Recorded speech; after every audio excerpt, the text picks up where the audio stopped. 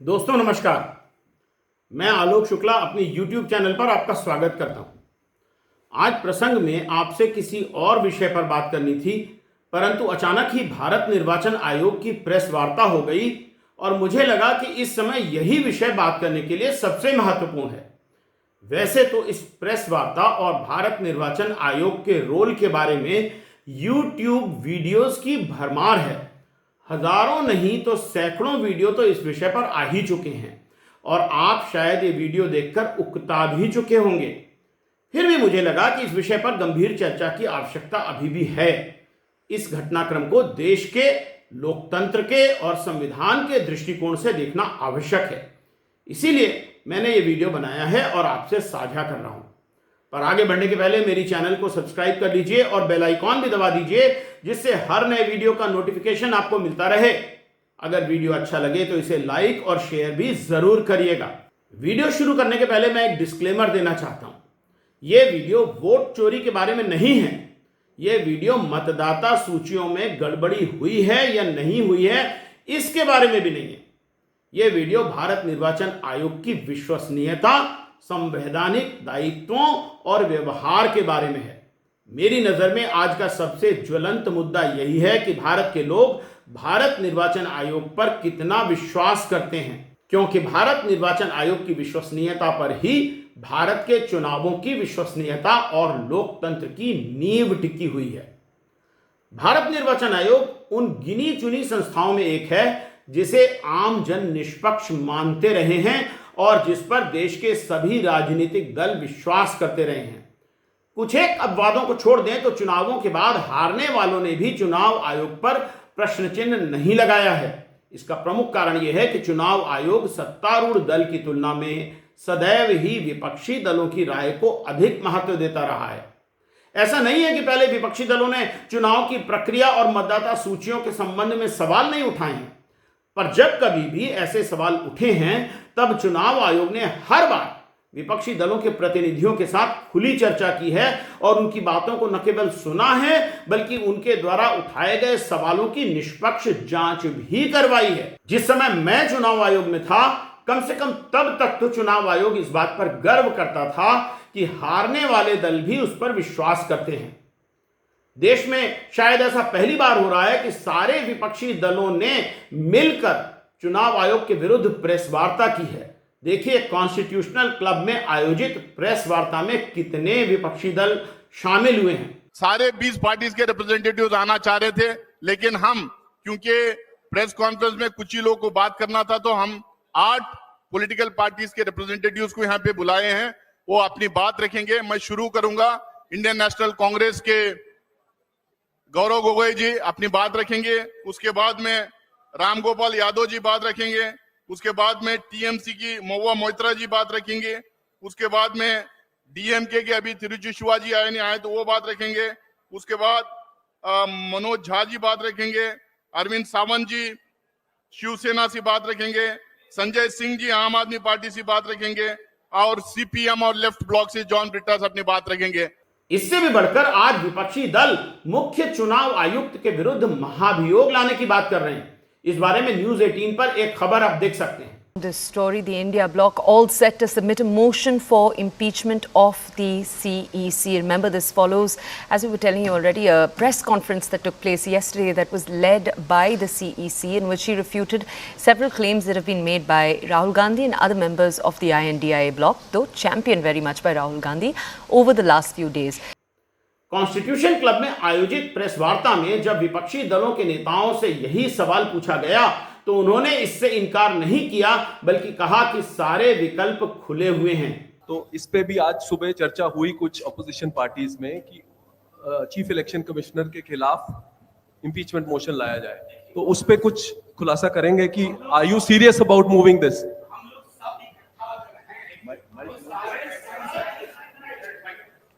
हम लोग अगर सब इकट्ठा आपके समक्ष आए हैं तो ग्रेडेड रिस्पांस देखिए। तमाम संसदीय और कानूनी विकल्प खुले हुए हैं, उनका इस्तेमाल होगा। देखिए, इस पर चर्चा हुई है, काफी सहमति बनी और उचित समय पर उचित निर्णय लिया जाएगा। भारत के निर्वाचन आयोग के इतिहास में ये एक काला दिन था। इसलिए नहीं कि मुख्य निर्वाचन आयुक्त के विरुद्ध महाभियोग सफल हो सकता है। यह बात तो सभी जानते हैं कि विपक्ष के पास संसद में इतनी संख्या नहीं है कि वे महाभियोग प्रस्ताव को पास करा सकें, परंतु संपूर्ण विपक्ष द्वारा मुख्य चुनाव आयुक्त के विरुद्ध महाभियोग लाने की संभावना व्यक्त करना ही अपने आप में बेहद शर्मनाक है। सवाल केवल यह नहीं है कि कांग्रेस या अन्य विपक्षी दल चुनाव आयोग के बारे में क्या कह रहे हैं, सवाल यह भी है कि भारत के लोग चुनाव आयोग पर कितना विश्वास करते हैं। चिंता इस बात की है कि पिछले कुछ सालों में इस विश्वास में लगातार कमी आई है।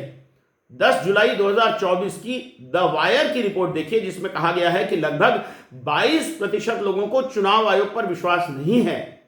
हाल ही में असम, केरल, मध्य प्रदेश, उत्तर प्रदेश, पश्चिम बंगाल और दिल्ली के CSDS लोकनीति के सर्वे के नतीजे आए हैं, जिनमें बताया गया है कि इन राज्यों में लोगों का विश्वास चुनाव आयोग पर लगातार कम होता जा रहा है। आइए इस पृष्ठभूमि में चुनाव आयोग की हाल की प्रेस वार्ता के बारे में चर्चा करते हैं।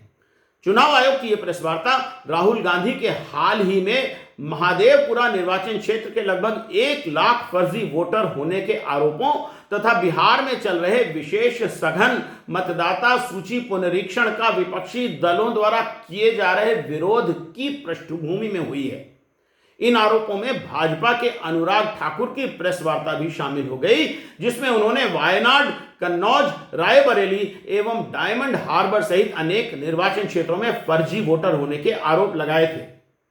मैंने हाल ही में मतदाता सूचियों की शुद्धता पर एक वीडियो बनाया था, जिसका लिंक मैं डिस्क्रिप्शन बॉक्स में दे रहा हूं। इस वीडियो में मैंने राहुल गांधी द्वारा उठाए गए मुद्दों के बारे में यह कहा था कि मतदाता सूचियों में डुप्लीकेट नाम होने, एक ही पते पर अनेक नाम होने आदि के अनेक कारण हो सकते हैं। ये त्रुटियां चुनाव आयोग के पक्षपात के कारण नहीं, बल्कि व्यवस्था की खामियों के कारण भी हो सकती हैं। मैंने यह भी कहा था कि किसी व्यक्ति का नाम एक से अधिक स्थान पर मतदाता सूची में होने का अर्थ यह नहीं है कि उसने वास्तव में 2 स्थानों पर एक ही चुनाव में मतदान भी किया हो। इसके बाद मैंने आधार नंबर को मतदाता सूची में जोड़ने जैसे अनेक उपाय भी मतदाता सूचियों की शुद्धिकरण के उपायों के रूप में सुझाए थे। आप ये सारी बातें मेरे इस वीडियो में विस्तार से देख सकते हैं। मैंने अपने वीडियो में यह भी कहा था कि चुनाव आयोग को राहुल गांधी द्वारा दी गई सूचियों की प्रति प्राप्त करके उनमें शामिल प्रत्येक व्यक्ति के बारे में जांच करके स्पष्टीकरण देश को देना चाहिए, और यदि त्रुटियां वास्तव में पाई जाती हैं तो उनका सुधार कर लेना चाहिए। जब चुनाव आयोग की प्रेस वार्ता की घोषणा हुई तो मुझे लगा कि चुनाव आयोग इस प्रेस वार्ता में ऐसा ही कुछ करेगा। यदि आयोग ने ऐसा कुछ किया होता तो देश में उसकी साख बढ़ती और चुनावों तथा मतदाता सूचियों पर लोगों का विश्वास भी बढ़ता, परंतु ऐसा न करके आयोग ने प्रेस वार्ता में विपक्ष पर आरोप लगाना प्रारंभ कर दिया। ऐसा लग रहा था कि विपक्षी दल चुनाव की प्रक्रिया में स्टेक होल्डर नहीं है, बल्कि चुनाव आयोग के शत्रु हैं।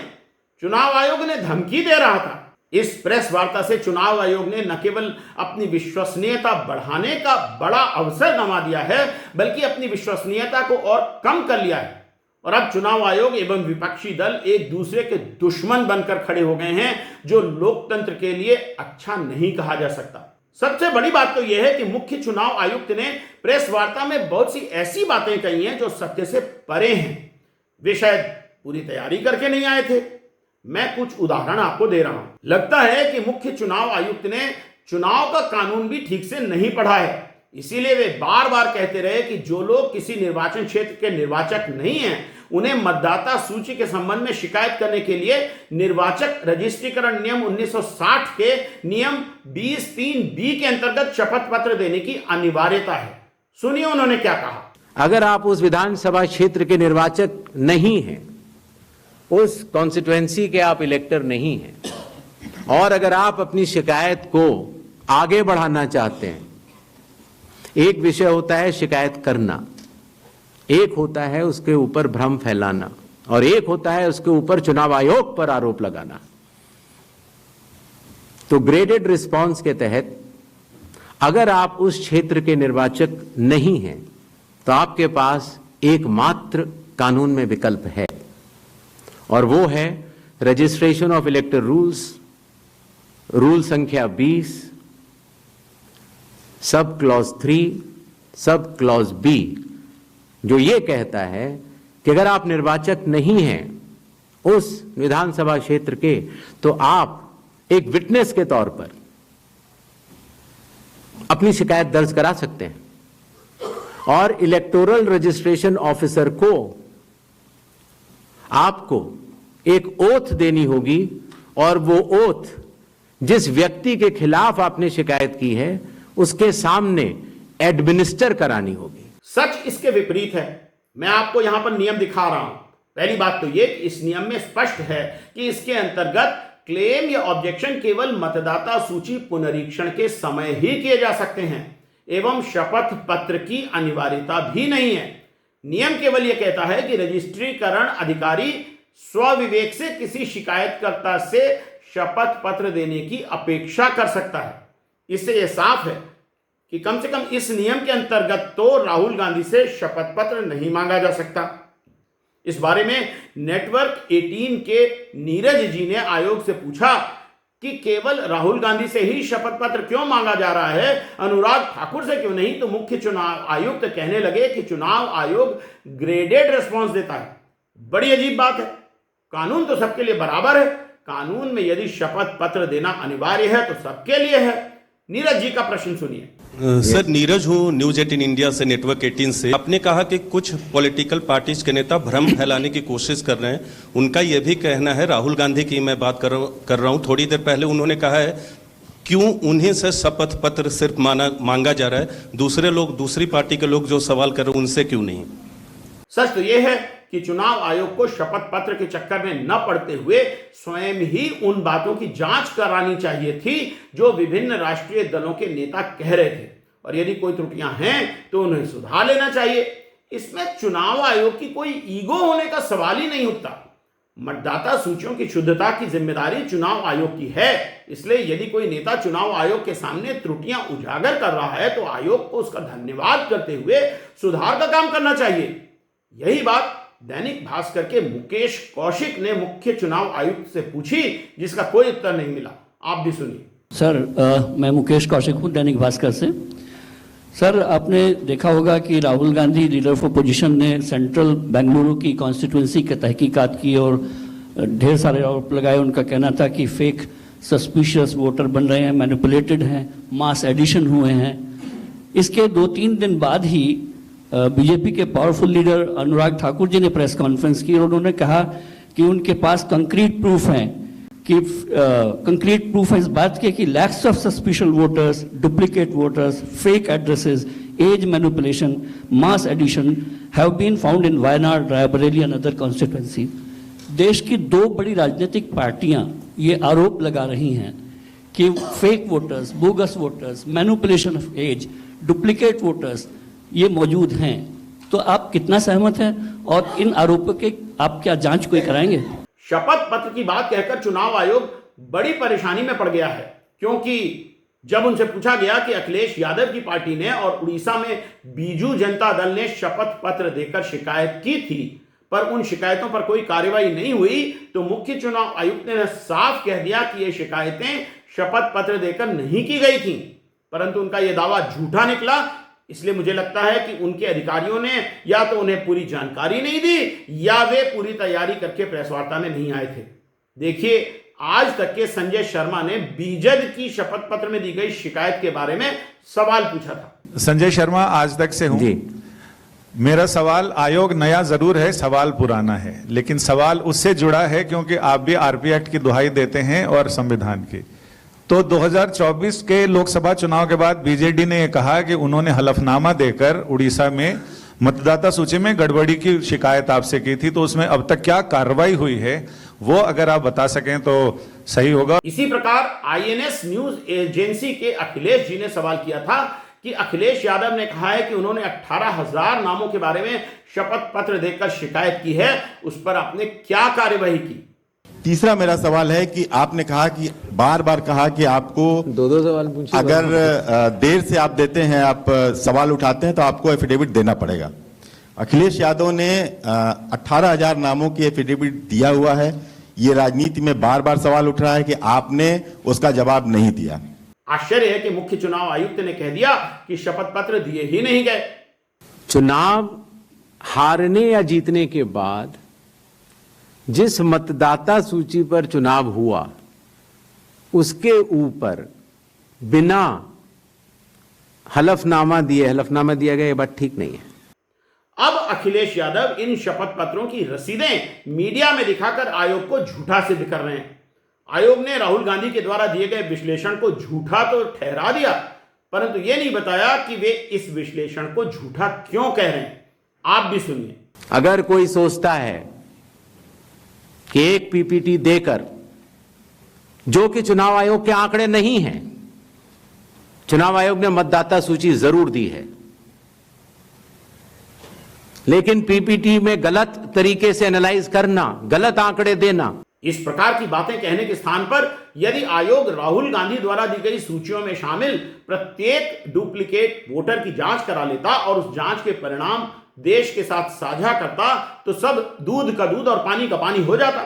इसके विपरीत मुख्य चुनाव आयुक्त कहने लगे कि क्या आयोग 1 लाख लोगों को नोटिस जारी करे। सुनिए।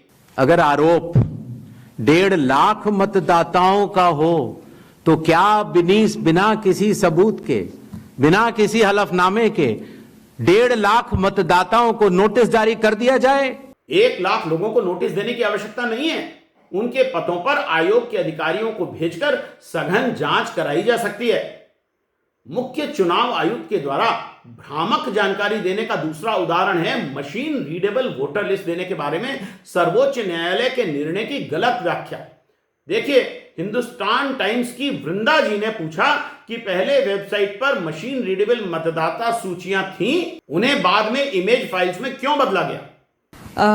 So first question is that initially when the draft electoral rolls were uploaded on the website, these were machine readable and searchable as well. The size was smaller, the pictures were clearer.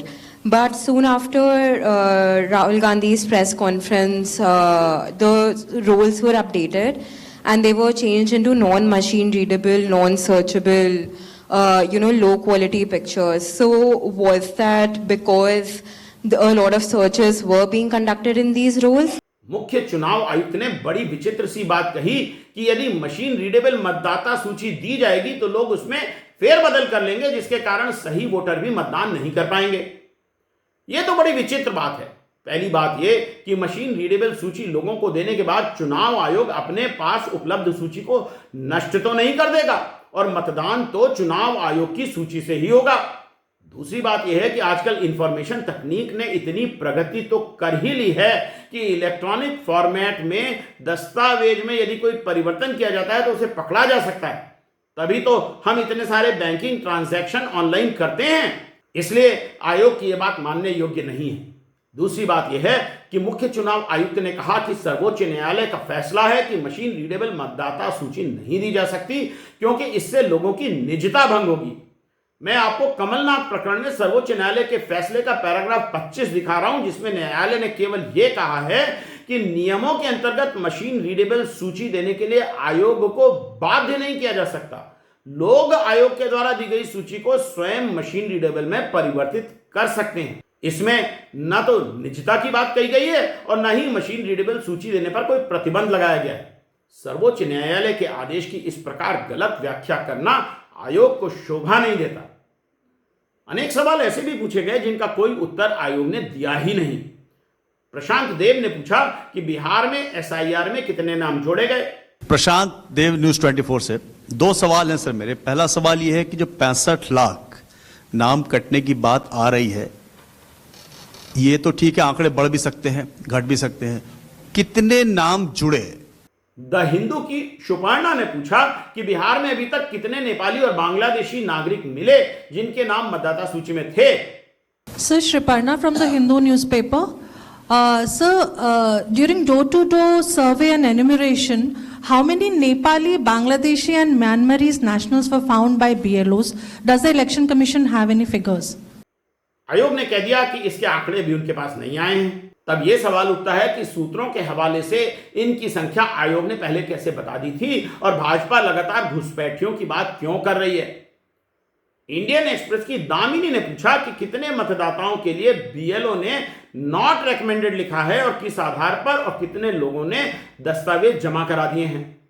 Damini Nath from the Indian Express. Sir, 7.24 crore electors forms were received as of 1st August. So how many of these submitted documents along with that? And now that 15 days are over, how many more documents have been made for these electors? And the other question I have is regarding, recommended by BLO and not recommended. What is the basis on which BLO will recommend or not recommend if the documents have not been submitted? Economic times की अनुभूति बिश्नोई ने पूछा कि पूर्व में अरुणाचल प्रदेश और महाराष्ट्र में SIR इसलिए नहीं किया गया था क्योंकि वहां पर उस वर्ष चुनाव थे। फिर आयोग ने अपना ही निर्णय बदलकर चुनाव वर्ष में बिहार में एसआईआर क्यों करवाया? Second, sir, in 2004 when intensive revision was carried out, it's an EC order which clearly states that Arunachal and Maharashtra are being left out of intensive revision because polls are due, assembly polls are due within months. But the Election Commission this time has set aside that principle for Bihar. If you could explain that. TV9 Bharatvarsh के पीयूष पांडे ने पूछा कि सर्वोच्च न्यायालय के आदेश के बाद आयोग बिहार में 65 लाख नाम काटे गए मतदाताओं की सूची दे रहा है। ये सूची राजनीतिक दलों के मांगने पर पहले क्यों नहीं दी गई? दूसरा एक सवाल मेरा ये है कि सुप्रीम कोर्ट ने जब आदेश दिया तब चुनाव आयोग 65 लाख हटाए गए वोटरों की सूची जारी करने की दिशा में काम कर रहा है। क्यों राजनीतिक दलों के कहने पर पहले ऐसा नहीं किया गया? इनमें से किसी भी सवाल का जवाब मुख्य चुनाव आयुक्त ने नहीं दिया। राहुल गांधी के आरोपों के उत्तर में मुख्य निर्वाचन आयुक्त कह रहे हैं कि बिना सबूत के किसी का नाम नहीं काटा जाएगा। आयोग प्रत्येक मतदाता के साथ चट्टान की तरह खड़ा है। बिना किसी सबूत के किसी भी वैलिड मतदाता का नाम नहीं कटेगा। चुनाव आयोग हर मतदाता के साथ चट्टान की तरह खड़ा हुआ है। यहाँ सवाल यह है कि बिहार में जब जीवित मतदाताओं के नाम काटे गए, जिनमें से कुछ को सर्वोच्च न्यायालय में पेश भी किया गया है, तब आयोग इन मतदाताओं के साथ क्यों नहीं खड़ा था? सबसे बड़े दुख की बात तो यह है कि मुख्य चुनाव आयुक्त शुद्ध मतदाता सूचियां बनाने की जिम्मेदारी स्वयं न लेकर राजनीतिक दलों और बीएलए पर यह जिम्मेदारी डाल रहे हैं। चुनाव आयोग ने सन 2008 में पहली बार बीएलए बनाने का आदेश जारी किया था। क्या इसके पहले मतदाता सूचियां नहीं बनती थी? दूसरी बात यह है कि जो वोटर किसी राजनीतिक दल के साथ नहीं है, जो नोटा पर वोट करता है, उसकी बात कौन सुनेगा? मुख्य चुनाव आयुक्त का यह कहना कि अगर 1 सितंबर तक राजनीतिक दलों ने क्लेम और ऑब्जेक्शन नहीं भरे तो उसके बाद चुनाव आयोग मतदाता सूचियों में त्रुटियों को नहीं सुधारेगा, बेहद गैर जिम्मेदाराना बात है। अभी भी समय रहते 1 सितंबर से पहले इसमें गलतियां बताएं। चुनाव आयोग सुधारने के लिए तैयार है, लेकिन 1 सितंबर के बाद नहीं। हद तो यह हो गई कि सीसीटीवी फुटेज के बारे में मुख्य चुनाव आयुक्त माताओं बहनों की निजता की दलील देने में लगे हुए हैं। क्या अपनी माताओं, बहुओं, बेटियों सहित किसी भी मतदाता की सीसीटीवी वीडियो चुनाव आयोग को साझा करनी चाहिए क्या? क्या 45 दिनों के पहले सीसीटीवी देने से निजता भंग नहीं होगी? और चुनाव आयोग ने तो स्वयं ही वोटिंग के दिन मतदान केंद्रों से वेबसाइट पर सीसीटीवी फुटेज की वेबकास्टिंग करना शुरू किया है। क्या उससे निजता भंग नहीं होती? चुनाव आयोग की ईगो इसी बात से दिखाई पड़ती है कि वे कह रहे हैं कि हर राजनीतिक पार्टी का जन्म ही चुनाव आयोग में रजिस्ट्रेशन से होता है। कि कानून के अनुरूप हर राजनीतिक दल का जन्म चुनाव आयोग में रजिस्ट्रेशन से ही होता है। यह बात कितनी हास्यास्पद है। राजनीतिक पार्टी के रजिस्ट्रेशन और उसके जन्म के अंतर को क्या चुनाव आयोग नहीं समझता? भारत की बहुत सी राजनीतिक पार्टियां बहुत ही पुरानी हैं। स्वतंत्रता प्राप्ति के बहुत पहले न केवल उनका जन्म हो चुका था, बल्कि उन्होंने स्वतंत्रता आंदोलन में बड़े बलिदान भी दिए हैं। दरअसल यही ईगो चुनाव आयोग की पूरी प्रेस वार्ता में झलकती है। इसी ईगो के कारण वे स्वयं को अन्य सभी के बॉस के रूप में देख रहे हैं और राजनीतिक दलों के नेताओं को धमकी तक दे रहे हैं। वे भूल गए हैं कि भारत के संविधान में कोई किसी का बॉस नहीं है। चुनाव आयोग संविधान से बना है तो सांसद और विधायक भी संविधान से ही बने हैं। नेता प्रतिपक्ष भी संविधान की ही शपथ लेते हैं। चुनाव आयोग इन सबको निष्पक्ष और स्वतंत्र चुनावों के लिए अपना साथी और स्टेक होल्डर माने, तभी चुनाव आयोग अपने संवैधानिक दायित्व को पूरा करेगा। चुनाव आयोग को राजनीतिक दलों को अपना प्रतिद्वंदी नहीं मानना चाहिए। आशा करना चाहिए कि अब भी चुनाव आयोग और चुनाव आयुक्त चेत जाएंगे और सभी को साथ लेकर चलने की कवायद शुरू करेंगे। अगर ऐसा नहीं हुआ तो यह देश के लोकतंत्र के लिए शुभ संकेत नहीं है। तो आज के लिए इतना ही। जल्द ही फिर मिलेंगे किसी नए विषय पर नए वीडियो के साथ। तब तक के लिए नमस्कार।